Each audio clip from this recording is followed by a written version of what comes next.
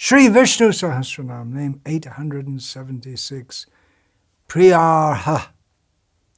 Priya is a very well-known word and a very well-loved word, because Priya means who is very dear, very loved. The roots involved in this name are, Pri comes from, it means tarpane, kantocha, to please or to take delight in, and arha gives the idea, pujayam yogatvecha, to worship, to deserve. So it means he who deserves our love. And he is the most fitting among the objects of love. Satyadeva Vasishta has analyzed this name, the Sanskrit, from two different angles and come up with these two very similar understandings. So we've heard many times, God is love. Yes, God is lovable. If we say God is love, that gives an idea of some cosmic consciousness. But God is lovable, means He is a person, and we are persons, and there is a relationship of love. Prajapati comments that Bhagavan, Narayana, Vishnu, is rightly the object of love, actually of everyone, but Prajapati says particularly the devotees, because he loves and respects the devotees intensely. Because of his attitude towards them, he is worthy of love.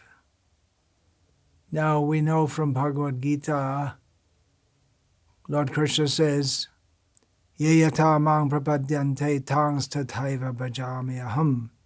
I reciprocate with everyone according to the way they approach me. But here, in this analysis, it's round the other way. That he should be loved by his devotees because of his attitude toward them. So it's a little like the which comes first, the chicken or the egg kind of question. Do the devotees love him first, or does he love them first? No, it's a Nitya Siddha Krishna Prema. The relationship of love between Krishna and his devotees is eternally established within the hearts both of Krishna and the devotees. Sadhavo hridayo mahyam sadhunang hridayang tvaham. Krishna says, I am the heart of my devotees, and they are my heart. So, Krishna loves the devotees because he loves them, and they love him because he loves them. So it's a circle of love. He feels that his devotees are kind to him because they come to him for their needs. Even if a devotee comes with some intention, personal intention, he comes with an attitude of submissiveness and affection, and naturally Krishna feels obliged to them. He feels that the devotees, they are very generous by coming to him, by giving their love to him. In this regard, Prajapati quotes from Bhagavad Gita, Udara sarva evaite jnani tvatmaiva me matam, astita sahiyuktadva mamaevanutamam gatim. All these devotees are udara, they're benevolent, they're generous. Krishna thinks like this. He says like this. But the one who knows me, Krishna says, Jnani, the one who is in knowledge of me, I consider him to be just on the very same level of myself. He's yuktatma. I feel him to be just so close to me that we're joined as one being. Because he's devoted to me as his highest goal. Mamevanu tamam gatim. The Jnani is very clear that the highest goal has got to be Krishna. So Bhagavan feels that because the devotees are worshipping him, giving everything they have to him, including their very selves, so he considers, well, they've given everything to me, so they're very benevolent to me. And because of this attitude of respect to his devotees, the devotees naturally feel inclined to love him. So it goes on. He loves them, they love him. And seeing his love for them, they love him more. Seeing their love for him, he loves them more. And it goes on and on and on. Beautiful. Some references from Narmalavar's Tiruvaimoli. Kanan, Krishna, the Supreme Lord, bestows the great gift, a great gift to his devotees, the gift of constant thought of his divine feet. He allows them to constantly meditate upon him if they surrender to him with unswerving devotion. But even after that, he feels he hasn't done enough. And in this regard, we remember Krishna when he was leaving this world, he felt, I did so many things, but I still feel dissatisfied because Draupadi, I helped her, but it wasn't enough. I should have done more. That's his feeling. Reading from Sri Chaitanya Charitamrita, Madhya Lila, chapter 8, text 143. Shringarasaraja Maya Murti Dhara Ataiv Atma Parjanta. I'll read that again. Shringarasaraja Maya Murti Dhara Ataiv Atma Prajanto Sarva Chittahara. Srila Prabhupada's translation. Krishna is all attractive for devotees in all mellows because he is the personification of the conjugal mellow. This is a very interesting point, a very, very deep theological point which needs a lot of unpacking, which I won't get into here.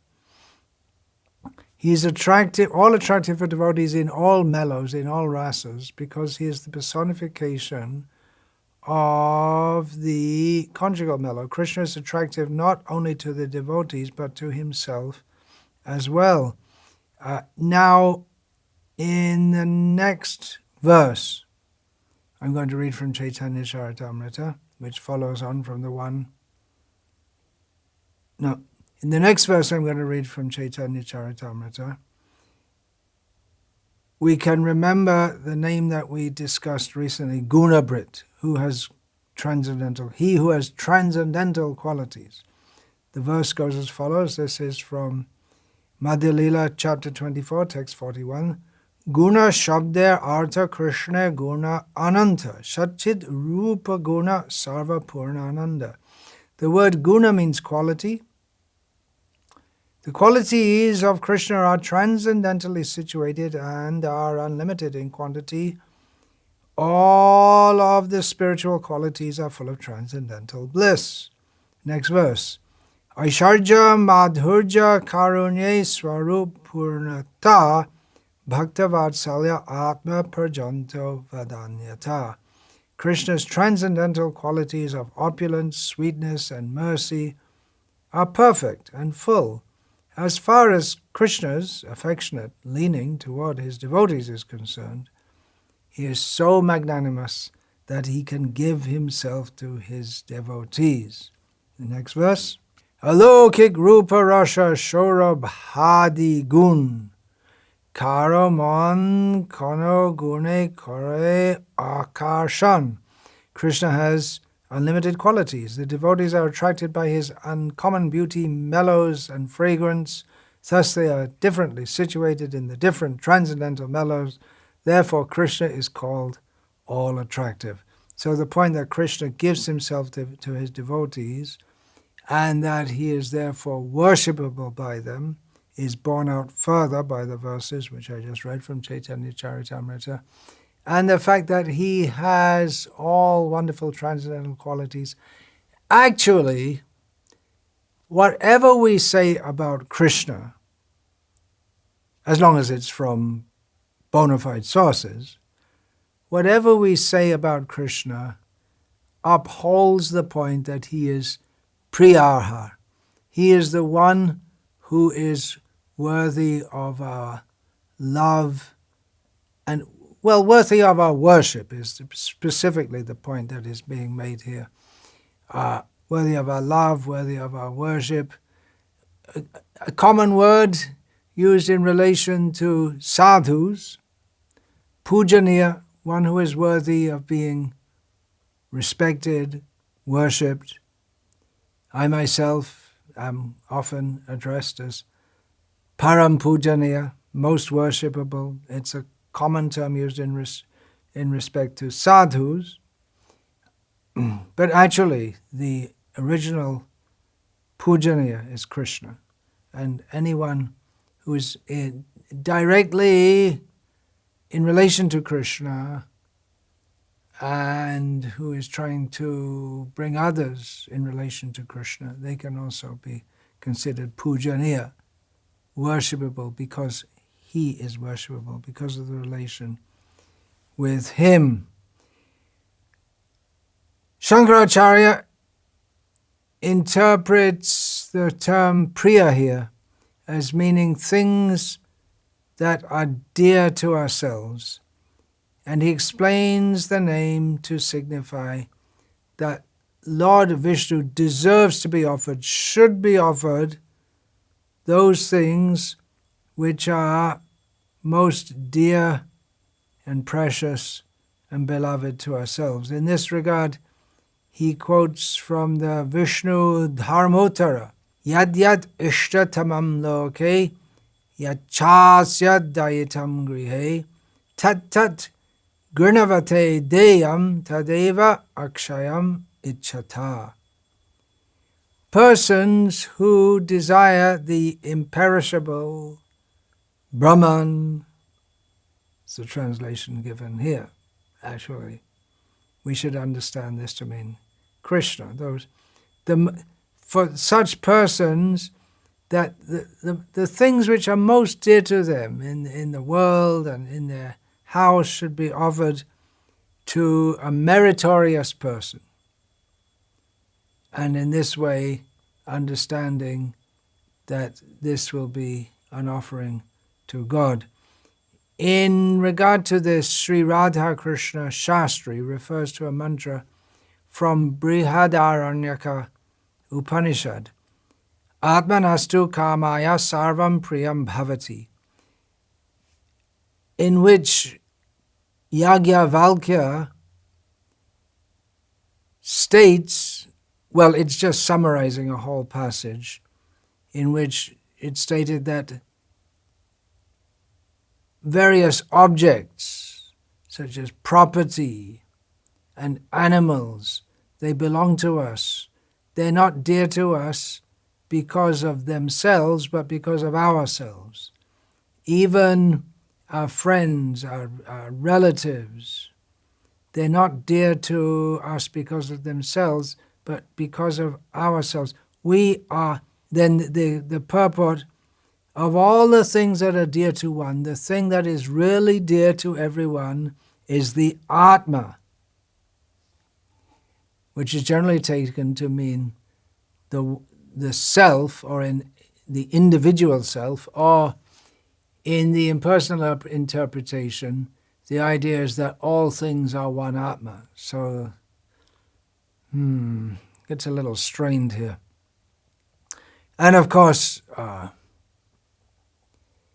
this idea is taken forward in the Sri Vaishnava tradition especially, the idea of Atma Samarpana, offering oneself fully to the Supreme Lord, understanding Him to be the Supreme Atma.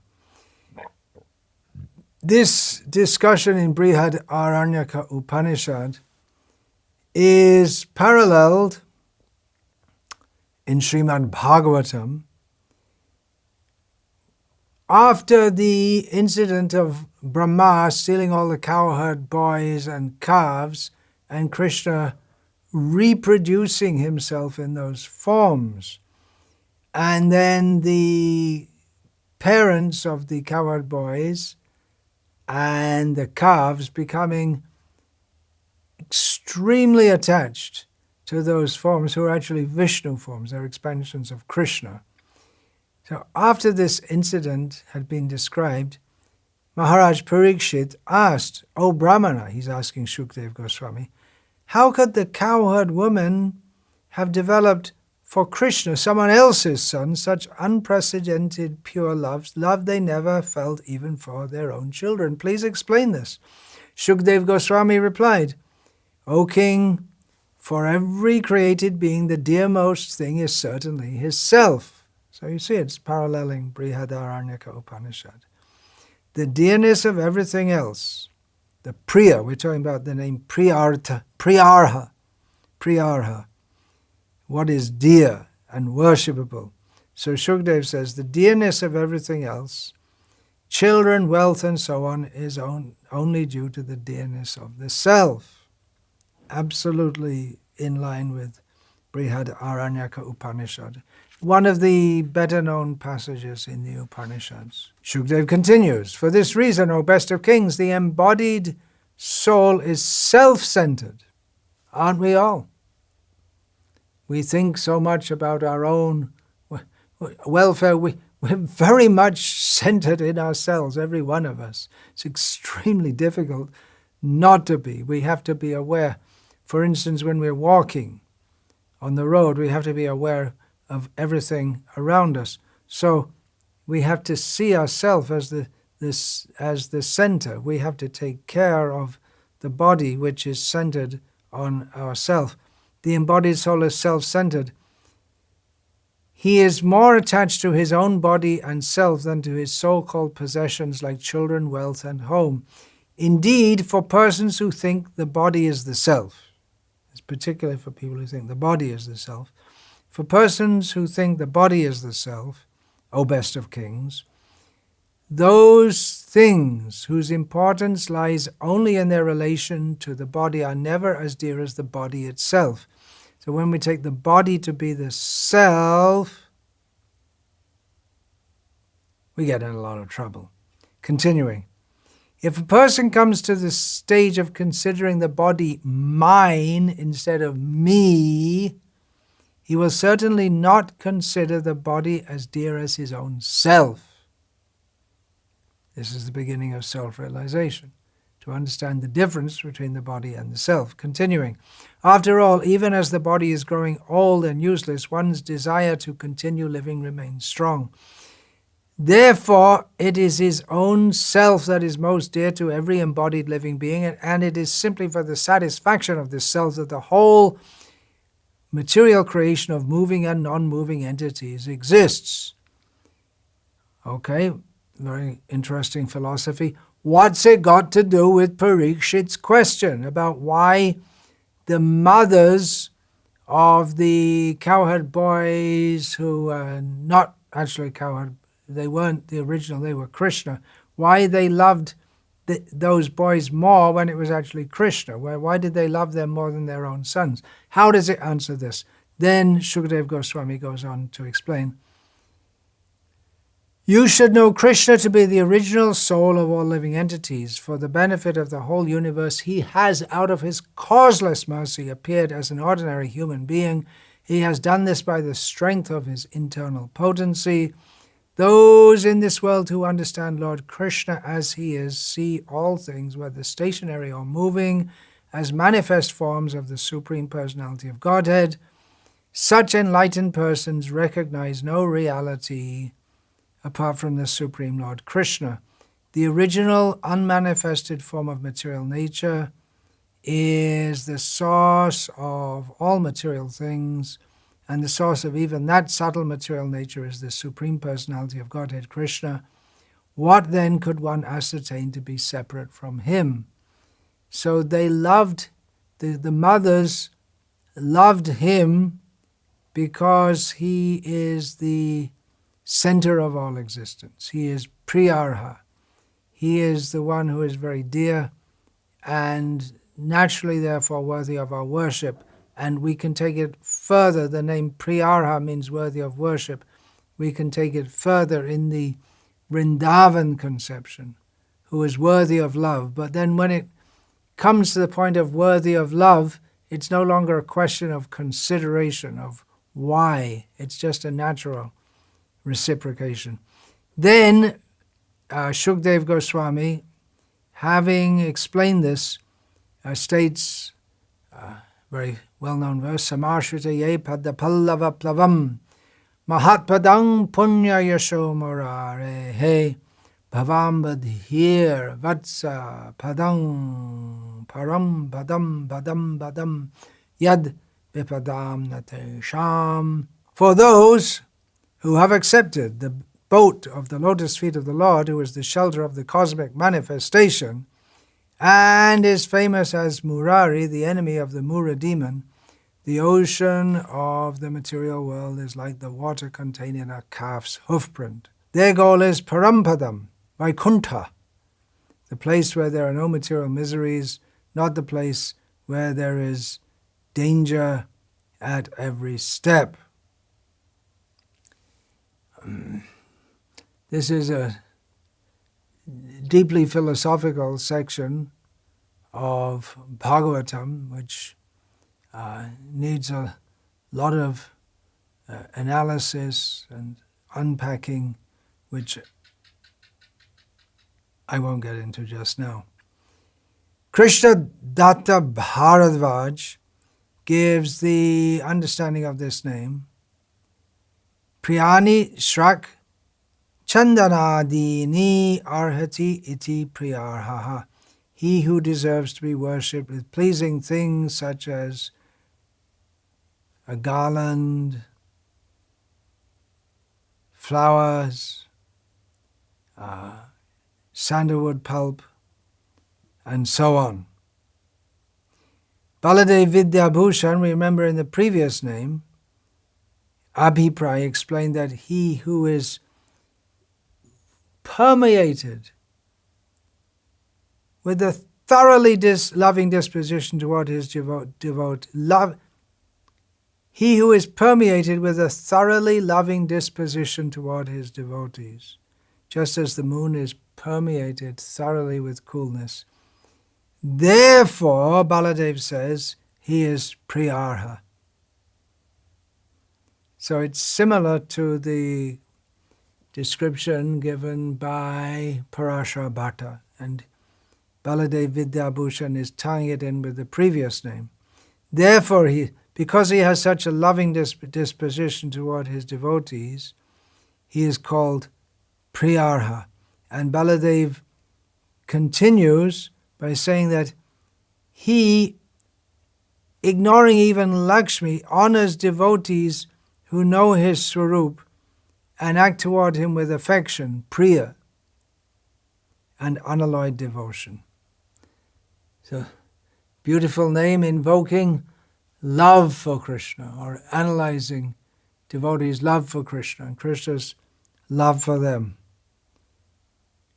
We have many names in Vishnu Sahasranama which emphasize intelligence, such as Medhavi, Sumedha, Satyamedha.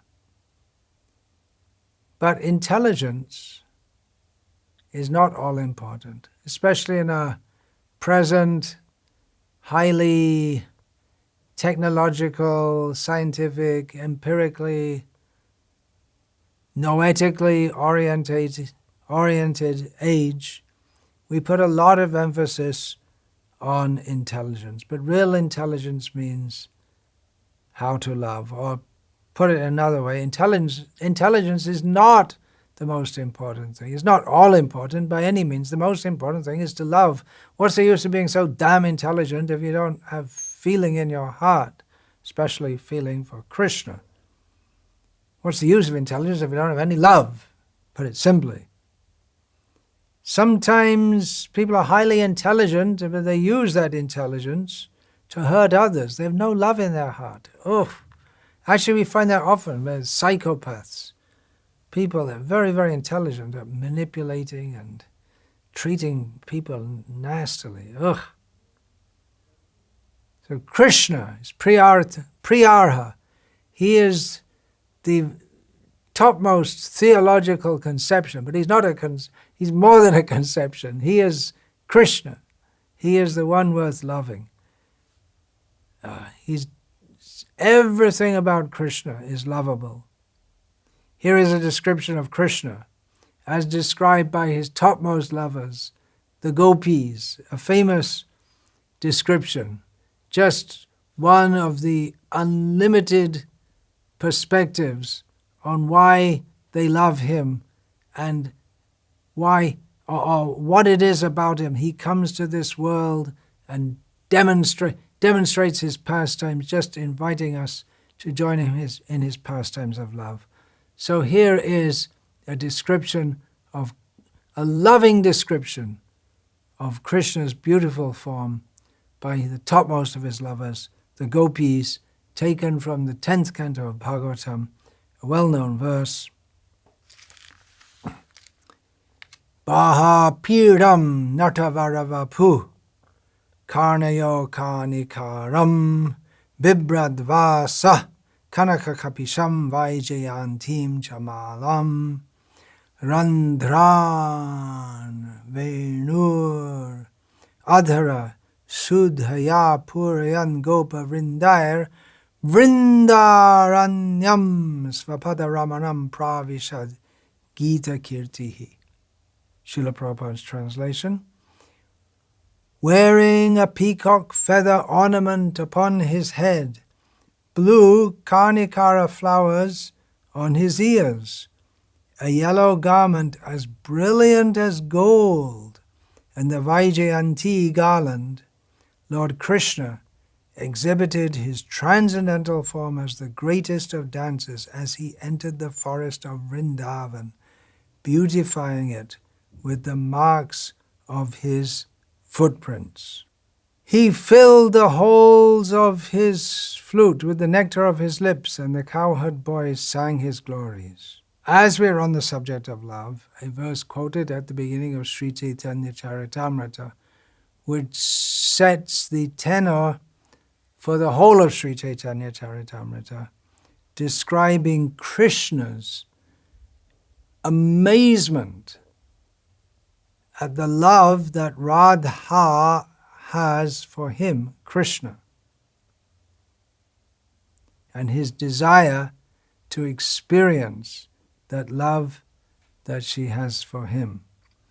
Shri Radhaya pranayamahima kidrisho vanayaiva svadyo yena adbhuta madhurima kidrisho vamadiyaha sokyang chasya mad anubhavata kidrisham veti lobhat tadbhavardha samajanishat chigarabha sindho harindu. Desiring to understand the glory of Radharani's love, the wonderful qualities in him that she alone relishes through her love, and the happiness she feels when she realizes the sweetness of his love. The Supreme Lord Hari, richly endowed with her emotions, appeared from the womb of Srimati Sachi Devi as the moon appeared from the ocean. Vancha kalpatarubhyascha kripa sindhubhya evacha patitanam pavanebhyo vaishnavebhyo namo namaha dante nidhaya churnakam padaya nipatya kridva chaka kushatame tadaham bravimi. Hey sadhava sakala eva vihaya durad Gauranga Chandra Charane Kurutanuragaha. Parivadatu Jano Yatha Tatava Nanumukaro Navayang Vicharayamaha. Hari Rasa Madira Madati Mata Bhuvi Vilutama Nartama Nirvishama. Hare Krishna, Krishna Krishna, Hare Hare, Hare Rama, Rama Rama, Hare Hare.